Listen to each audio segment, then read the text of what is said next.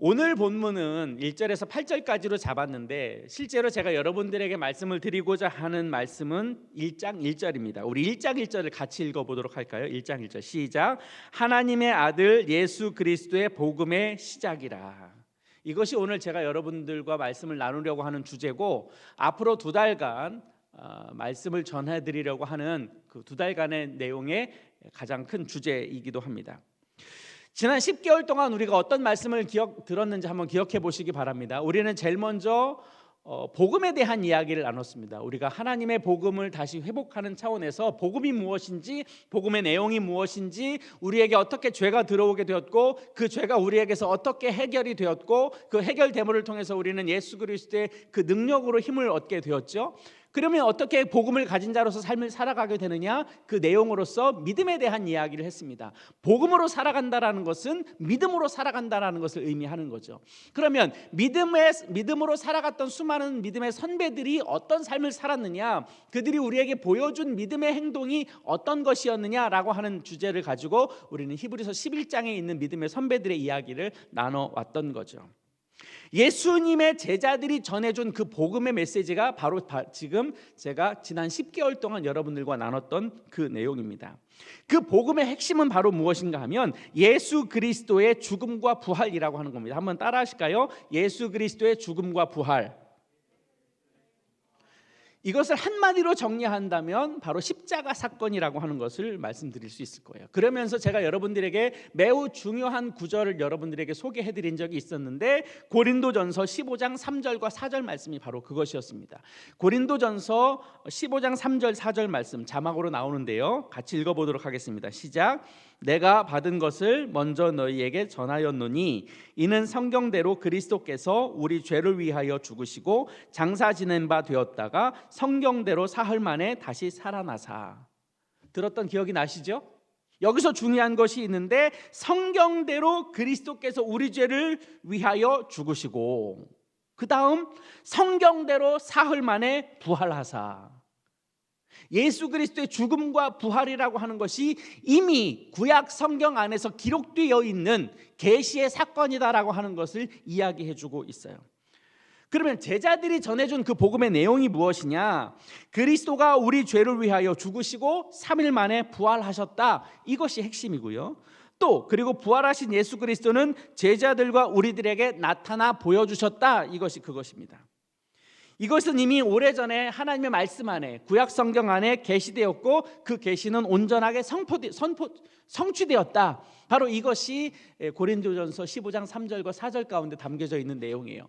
그러면서 제가 무엇이라고 말씀드렸느냐면 이것이 복음의 캐리그마였다라는 말씀을 드렸어요. 한번 따라 하실까요? 복음의 캐리그마.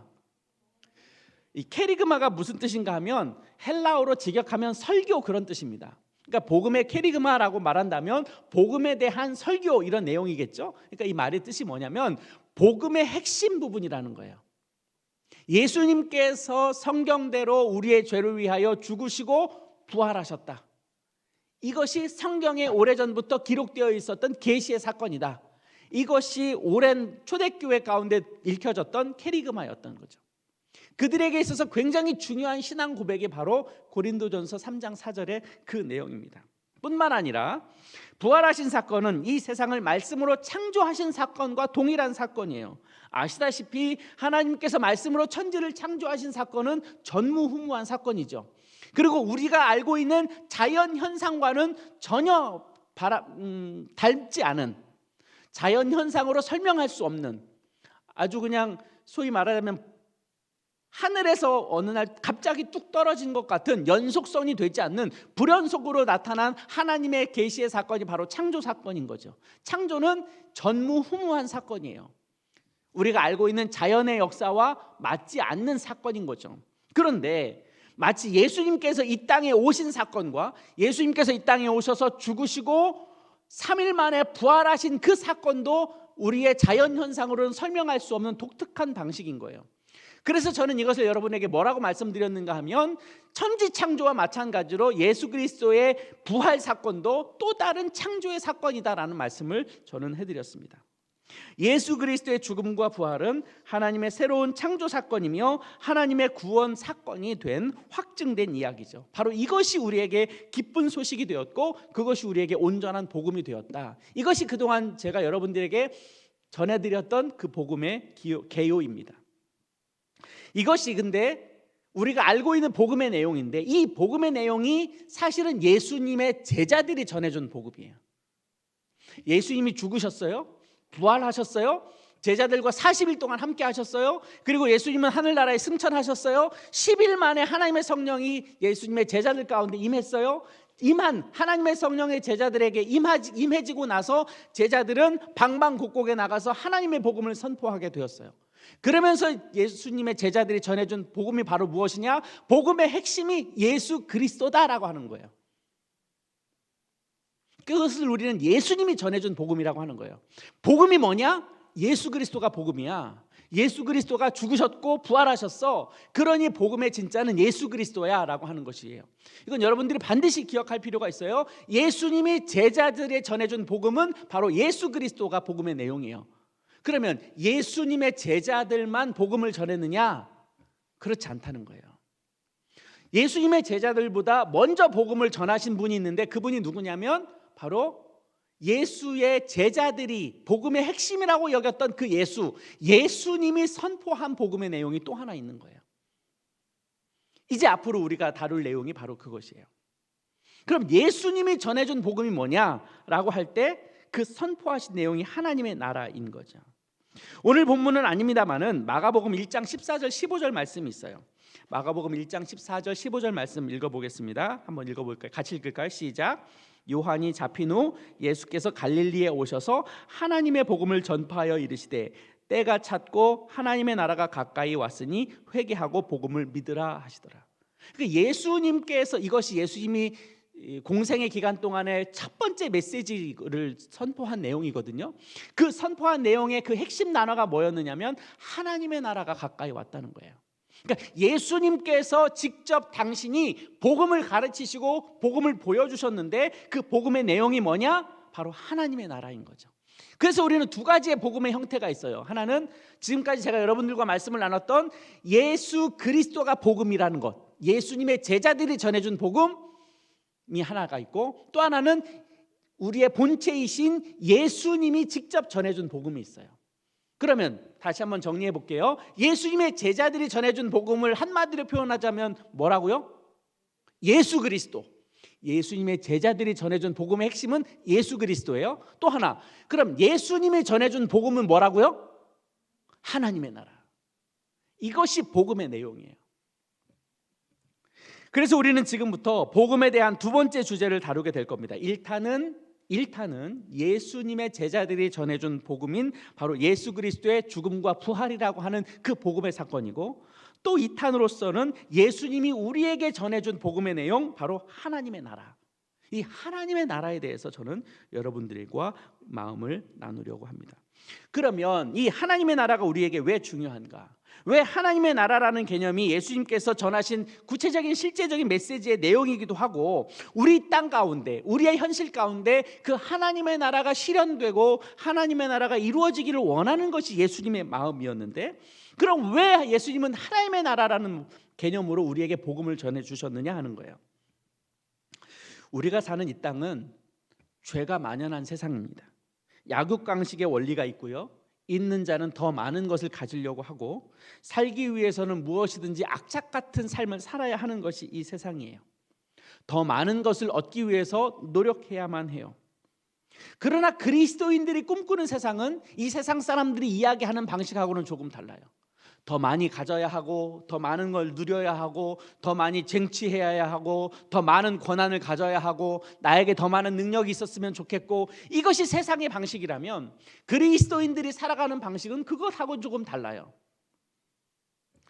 우리가 꿈꾸는 세상은 예수님께서 우리에게 가르쳐 주시는 주의 기도문 가운데 담겨져 있어요.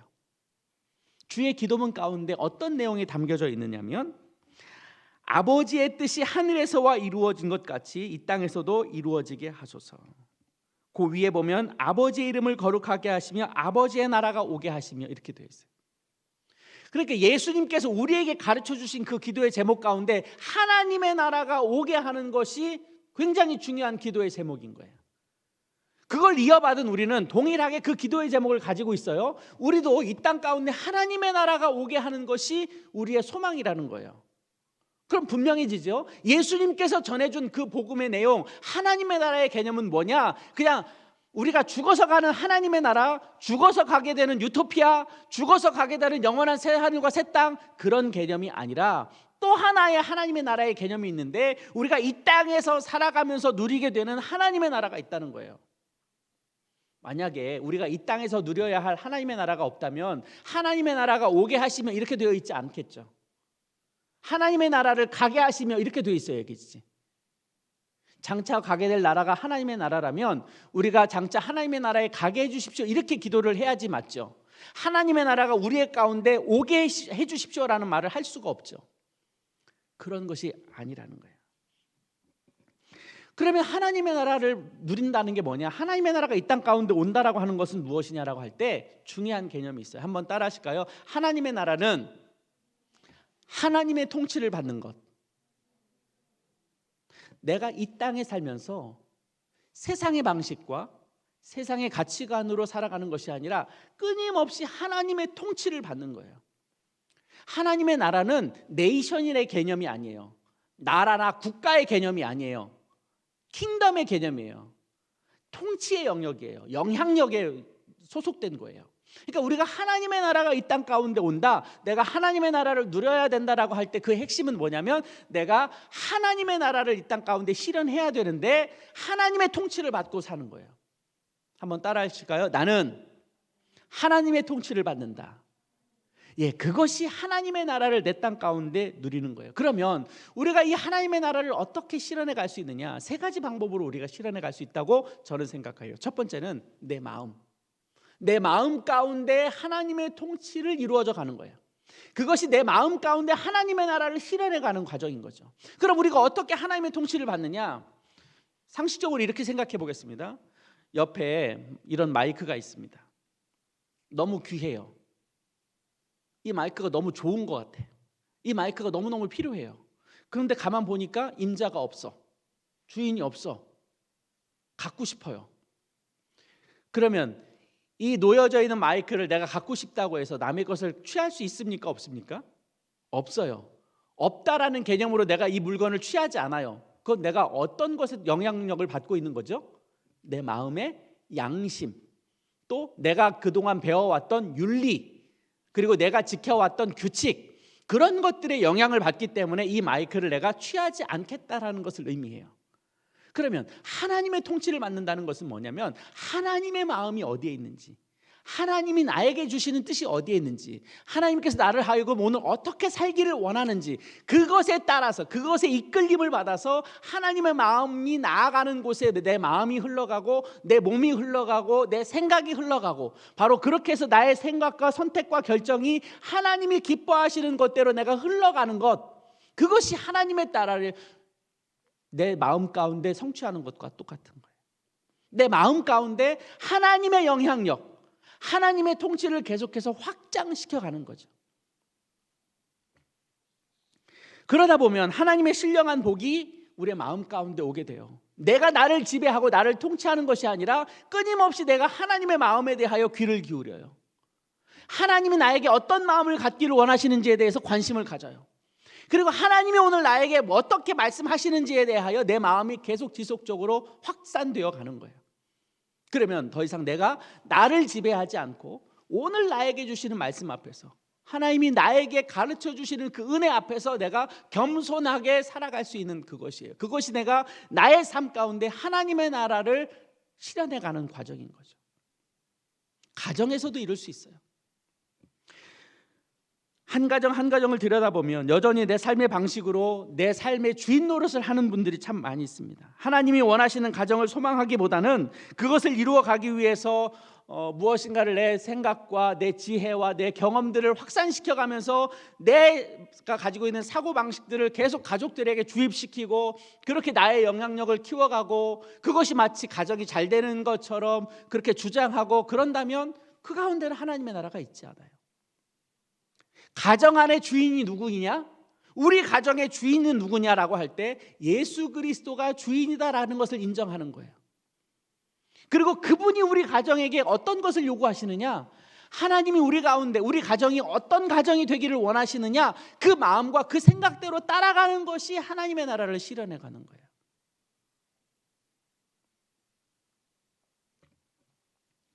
가장 중요한 건 우리 가정의 주인은 남편이 아니다. 우리 가정의 주인은 아내가 아니다. 우리 가정의 주인은 엄마도 아니고 아빠도 아니다. 나도 아니다. 한번 따라 하실까요? 우리 가정은 주님이 주인이다. 그렇게 해서 우리의 마음을 계속 열어가는 거예요. 이것이 신앙인이에요. 그러면 조금 더 확대해 보면 그 다음에 우리 교회 공동체에서 하나님의 나라를 이루어야 되겠죠. 당연히 하나님의 공동체가 하나님의 나라를 이루어 가야 해요. 그러면 교회는 누구의 통치를 받아야 된다고요? 하나님의 통치를 받아야 돼요. 하나님의 마음이 어디 있는지, 하나님의 생각이 어디 있는지, 무엇을 교회가 하면 하나님이 기뻐하실지를 고민하고 기도하고 씨름하고, 그래 이 땅 가운데 하나님의 교회가 세워진 뜻이 있고 그것을 하나님의 은혜 가운데 실현해 가기를 원하는 것이 이 땅에 교회가 존재해야 될 이유예요. 교회가 자기 기득권을 쟁취하고 세상을 향하여 나에게 이것 필요하다, 이것 달라, 우리는 이걸 요구한다, 그것이 하나님의 나라가 아니에요.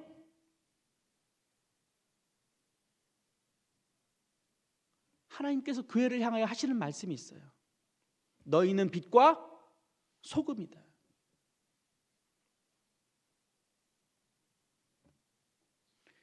그런데 우리가 자꾸 이것을 잊어버려요. 어느덧 한국이라는 나라 안에서 기독교가 가지고 있는 영향력이 커져버렸더라고요. 지금은 그렇지도 않은 것 같습니다만은 많은 교회 지도자들이 기독교가 대단한 영향력을 가지고 있고 대단한 힘을 가지고 있다고 생각하는가 봐요. 그러니까 나라와 국가와 국민을 향해서 계속 우리의 요구와 우리의 필요를 주장하는 거예요. 저는 반대라고 생각해요. 교회는 세상을 섬기는 단체여야 되지 않을까요? 교회가 세상을 위하여 중보해야 되지 않을까요? 교회가 세상을 향하여 세상이 가지고 있는 악을 끌어안고 중보하며 하나님 앞에 회개하며 그렇게 나아가야 되는 것이 하나님의 공동체가 되어야 하는 거 아닐까요? 교회가 뭔가 좀 잘못 흘러가고 있는 것 같죠? 교회는 하나님의 나라를 실현하는 거예요. 내가 보기 좋은 그것을 쟁취해 가는 것이 아니에요. 이런 것들이 계속 우리 안에서 흘러나가는 것, 바로 그것이 이 땅 가운데 하나님의 나라가 실현되고자 하는 그 열망함 가운데 있는 거죠. 그러면 주님이 그동안 그것을 몰라서 교회에 그런 사명을 맡겨두신 걸까? 하나님의 나라가 이 땅에 와야 되는데 그걸 할 줄 몰라서 그렇게 말씀하셨던 걸까? 저는 이렇게 생각해요. 그동안 한국교회가, 우리 교회도 마찬가지입니다, 하나님의 통치를 받는 것에 대해서 별로 관심을 안 가졌던 것 같아요. 제가 많은 교회를 보면서 어떤 마음이 드냐면 성도들이 주일날 교회에 나와서 열심히 신앙생활하면 그것이 좋은 신앙인이라고 여겨졌던 것 같아요. 교회에 나와서 봉사하고 수고하고 애쓰고 예배 잘 드리고 뭐 찬양대, 교사 이런 헌신 봉사하면 좋은 신앙인이라고 생각했던 것 같아요. 근데 우리가 생각하는 정말로 하나님의 나라의 개념으로 보면 그 정도의 신앙 수준이 아니에요. 매 상황 속에서, 매 순간 속에서, 매일매일의 삶 가운데 내가 놓여져 있는 그 현장 가운데 그곳이 어디가 되었든지 간에 하나님의 나라를 실현하고자 하는 열망함이 우리에게 있어야 된다라는 것을 예수님은 이미 말씀하셨던 거예요. 내 직장 안에서 내가 어떻게 하나님의 나라를 실현할까? 내가 어떻게 하나님의 통치를 오늘 받을 수 있을까? 내가 있는 그곳에서 하나님의 나라를 경험하지 못한다면 우리는 명목상 그리스도인일 수밖에 없어요. 교회에 나와서요 2시간, 3시간 열심히 봉사하고 헌신할 수 있어요. 믿음 없어도 충분히 그 시간을 그렇게 쓸 수 있어요. 신앙 없어도요 교회 생활 잘 할 수 있어요. 내가 가정 안에서 엄한 짓을 하는 사람이라 하더라도 주일날 거룩한 척 나와서 성경책 옆에 끼고 아무렇지도 않은 척 점잖은 척 하면서 신앙생활 할 수 있어요. 우리는 그런 사람을 건강한 신앙인이라고 하지 않아요. 신앙인은요 교회에서도 신앙인이어야 하고 가정에서도 신앙인이어야 하고 내가 있는 그 직장에서도 학교에서도 내가 어느 곳에 있었든지 나는 그곳에서 신앙인이어야 해요. 바로 그것이 하나님의 통치를 받는 사람들의 모습인 거예요. 그래야 세상이 복음으로 바뀌지 않겠어요?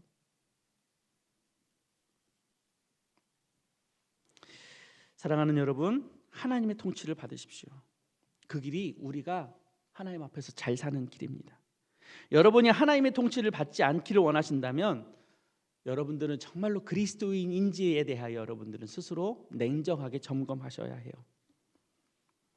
여러분이 하나님의 통치를 받기를 원하지 않는다면 여러분들은 이미 명목상 그리스도인이고요, 사실을 이야기하자면 그리스도인이라고 말할 수 없어요.